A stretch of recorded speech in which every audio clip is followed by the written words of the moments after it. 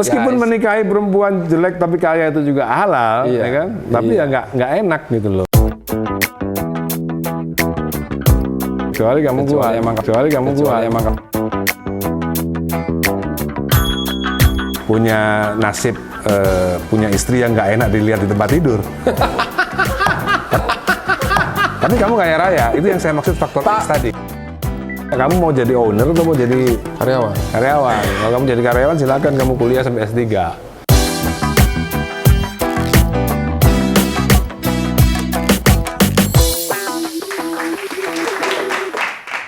Sekarang balik Dan, yang kamu dipakai ini kan banyak karaoke Dan, karaoke yang sekarang nih. Gimana Dan menurut kamu? Kan sekarang udah karaoke segala macam, COVID masih ini, industri karaoke yang sekarang lumayan, sebelumnya kan nggak banyak tapi kan lumayan nge-support. Gimana kondisinya ke depan? Sebenarnya kalau undang-undangnya dibuat yang bagus, itu bisa menguntungkan kepada musisi dan pengarang lagu juga sebenarnya. Oh iya Bang. Kalau undang-undangnya itu diseriusin ya. Rencananya mau nyeriusin rencananya, karena yang saya lihat sekarang pembagiannya tuh masih belum merata. Iya betul. Masih belum jelas karena masih model pro rata. Jadi misalnya saya terima tiba-tiba cuma sekian. Padahal saya sebagai pelaku bisnis karaoke kan saya tahu uang yang masuk daripada karaoke itu berapa. Seluruh karaoke Indonesia nyetor ke WAMI berapa saya tahu. Cuman saya dapatnya cuman puluhan juta aja gitu. Kamu ingat nggak berapa total katalog yang kamu punya? Lagu yang kamu ciptain? Saya sih nggak ingat. Katalognya sih nggak banyak. Cuman cukup banyak yang ngehits gitu. Iya, karena setauku semua teman-teman bilang salah satu lagu teman-teman yang paling banyak dinyanyikan di karaoke dan paling banyak diputar di mall itu salah satu yang masuk 3 besar, malah menurut aku 5 besar ya, itu adalah antara 3 sampai 10 besar. Iya, antara 3 ya, setauku 3 sampai 5 besar tuh karyamu Dan. Iya. Memang jadi kalau memang itu berjalan, misalnya nih royalti semua normal, iya mestinya sih M lah sebulan. Cuman memang sampai hari ini memang masih belum bisa berjalan ya, termasuk semua ide yang dulu Aka create sama siapa yang di Malang Dan? Pak siapa? Pak Iwan. Itu masih belum bisa. Masih belum bisa dijalanin ya. Belum. Nah sekarang tapi kalau dari industrinya sendiri kan pas COVID gini tutup. Sekarang tutup. Baru buka sebagian. Belum buka semua ya. Total ada berapa Dan? 38. Termasuk habis itu Ari Lasso juga ikut ya sama partner ya. Juga tutup nih. Waduh nih guys, kita sambil ngobrol. Ya kalau sampai lagi mau ngajakin jalan-jalan ke mall. Sampai kalau COVID-nya terus-terusan ya bisa tutup beneran semuanya. Iya. Nah, sekarang menarik ini Dan. Nah, ini Dan, sekarang kan ini mungkin apa ya yang belum pernah dibahas oleh orang lain adalah sisi bisnisnya seorang Dhani. Kan kalau kita lihat rumah ini kan terakhir ini kan kamu dulu guys waktu ke rumahnya Dhani semuanya Itali ya kan. Ini Dan, di studio yang sana itu hampir seluruh barang-barangnya barang-barang buatan model-model istana. OKB lah. Iya. Barang-barang mahal semua. Barang-barang OKB. Iya. Tiba-tiba Dhani bilang sama saya, ini OKB nih, yang bener nih barang antik. Tiba-tiba semua rumahnya isinya barang antik. Nah kemarin ya kita ketemu, kata Dhani kalau saya, apa kamu bilang Dan, kalau nimbun kekayaan atau apa kamu bilang istilahnya kalau barang antik ini? Iya, kalau ini dibiarin saja begitu saja, ini sama aja kita nimbun kekayaan. Tapi kalau kita jadikan aset, kita tidak dianggap nimbun kekayaan dalam perspektif fikih ya, dalam perspektif fikih. Iya. Ciamik. Kalau dalam perspektif fikih, iya, numpuk kan tidak boleh kekayaan gitu. Menumpuk.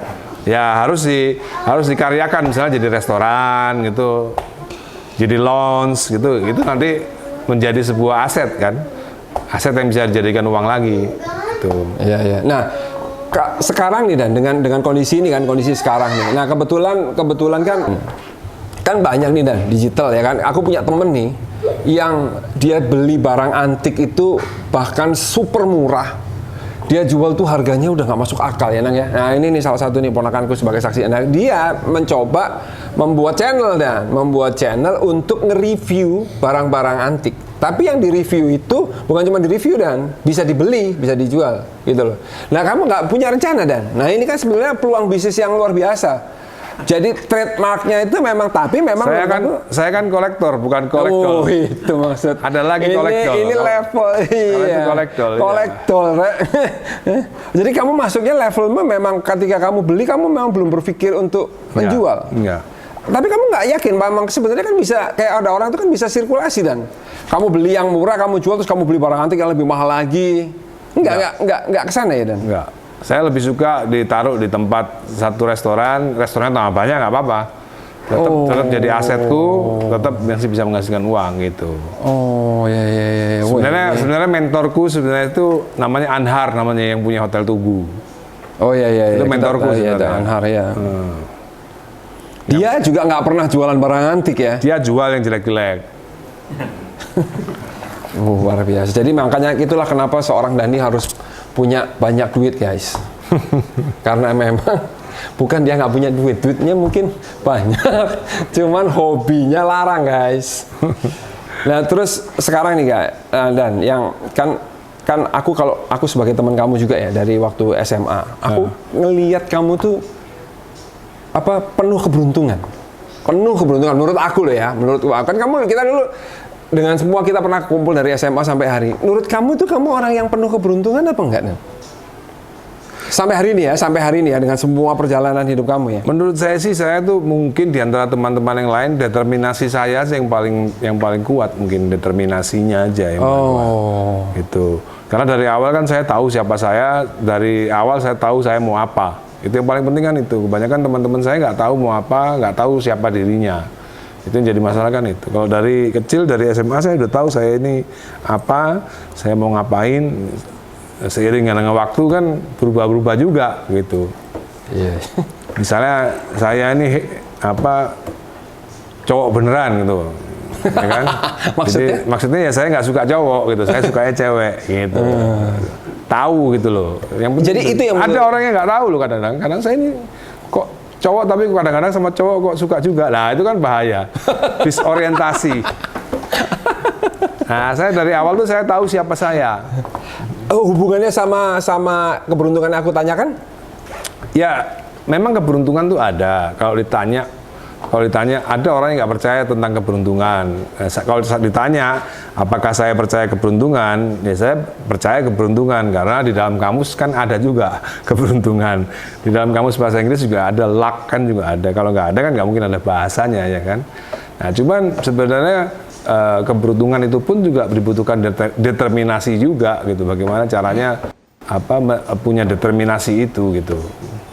Sebelum ada dulu ingat nggak ada buku Secret dulu? Iya, ada Secret, bukunya orang-orang MLM tuh. Iya. Sebelum ada itu sebenarnya saya sudah melakukan hal itu sebenarnya. Itu poin dari pertanyaanku. Sebelum ada buku itu bahkan gitu.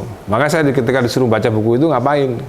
Jadi bahwa artinya semua orang yang melaksanakan itu ya pasti akan dapatin keberuntungannya ya dan ya asal determinasinya, dan yang paling penting itu tahu siapa dirinya. Makanya ketika anak saya namanya L tuh mau ngotot mau kuliah di London, saya mau tanya, kamu mau jadi owner atau mau jadi karyawan? Kalau kamu jadi karyawan silakan kamu kuliah sampai S3. Tapi kalau kamu jadi owner, dari sekarang kamu cari duit. Kamu tuh sangat tidak percaya bahwa sekolah itu menjadikan tempat pendidikannya para owner? Iya, pilihannya cuma itu, karena banyak owner nggak sekolah. Gimana kalau misalnya kayak Sandiaga, kayak siapa pemilik Gojek, siapa? Nadiem Makarim, itu kan pinter-pinter. Itu ada faktor X yang nggak bisa saya jelaskan di sini. Waduh, itu guys. Ada faktor X. Kalau faktor X-nya itu nggak dapat ya. Berarti apa yang maksudmu faktor X itu takdir? Enggak juga. Faktor X itu ada beberapa orang yang tidak bersedia melakukannya, ada orang yang bersedia melakukannya. Jadi sebenarnya kalau itu dilakukan, semua orang akan bisa mencapai ke sana. Faktor X misalnya, salah satu faktor X ya. Salah satu faktor X itu misalnya gini. Kayak misalnya L ya.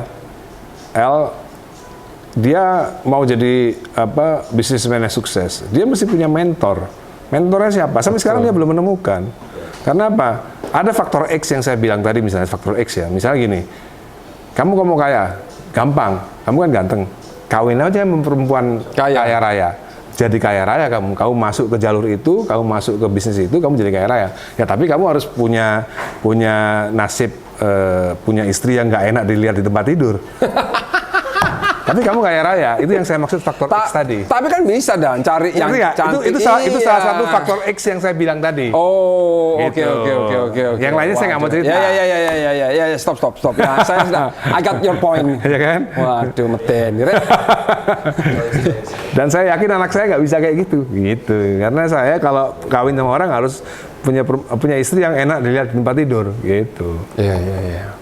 Saya mendingan biasa-biasa sih, nggak terlalu kaya, tapi istri saya enak dilihat di tempat tidur. Gitu. Kalau saya mau kaya raya gampang. Saya punya banyak kesempatan. Waktu itu, misalnya sampai hari ini kan. Let's say misalnya beberapa, let's say 20 tahun yang lalu misalnya saya memutuskan untuk menikahi salah satu orang wanita. I know. Ya kan? I know her. Sekarang saya jadi keluarga konglomerat sekarang. Yeah. Sekarang belum saya tentu Dan kalau sudah cerai. Enggak lah. Bisa jadi 5 tahun. Ya kan itu kan determinasinya. Determinasinya memang kalau memang seseorang laki-laki pengen jadi orang kaya raya, ya apapun akan dia lakukan, termasuk salah satu faktor X tadi itu gitu. Oke. Nah Dan, kembali ke laptop nih Dan, karena judulnya Ayo Belajar Cari Duit. Aku melihat banyak. Ayo belajar cari duit dengan cara yang halal kan? Betul. Kalau yang haram nanti kita bikin channel lagi. Meskipun menikahi perempuan jelek tapi kaya itu juga halal, ya kan? Tapi ya nggak enak gitu loh. Kecuali kuat ya. Kecuali kuat. Emang kamu kuat. Kok jadi melek sih gitu ya. Nah ini Dan, sekali lagi nih. Kan tadi aku udah bahas, barang antik kamu nggak mau, ya kan? Nah satu lagi guys tentang Dani yang sangat saya kagumi adalah dari dulu sampai hari ini sama dokumentasi itu luar biasa. Salah satu saya ke rumah ini bikin channel yang mau saya cari dari Dani adalah dokumentasi saya waktu masih saya jadi produser sama Dewa. Itu Dani yang punya, saya nggak punya. Semua dia punya, semua dia pegang, dia dokumentasikan dengan baik. Bahkan kasetmu dari SMP ya Dan ya, dia punya. Nah, terus habis itu yang berikutnya adalah semua yang ada di dalam pikirannya Dani itu tertuang jadi kaos. Jadi kaos, bener ya Dan ya? Itu jauh-jauh hari kan kamu kalau ada apa-apa jadi kaos, gambar. Nah itu aku merhatiin. Nah itu nggak jadi bisnis, padahal Daniel Mananta sudah jadi Damn I Love Indonesia itu, jadi bisnis. Nah kalau itu gimana Dan? Kalau sebenarnya aku itu masalah kalau bisnis itu kan cindera mata ya. Iya. Itu masalah partner aja, belum ketemu partner yang cocok. Kita siap berpartner di sini ya. Belum ketemu partner yang cocok aja. Beberapa kali sih bikin, tapi belum pernah ketemu partner yang cocok. Iya, karena menurut aku tadi kita barusan discuss nih. Iya, barusan kita discuss. Wah, ini bisa jadi bisnis nih. Makanya aku di sini sekalian ini solusi lah ya kan dalam berbisnis nih. Kalau menurut aku sebenarnya dibandingin teman-teman yang lain, cerita kaosnya nggak punya cerita apa-apa kan. Kalau kamu kan ada historicalnya dan ada proses loh. Semua kaos yang kamu buat itu nggak ujuk-ujuk kaos jadi gitu, enggak lah. Misalnya kaos yang kamu pakai Travel Suka, kamu memang secara konsisten campaign Travel Suka gitu. Itu selalu ada story-nya gitu loh.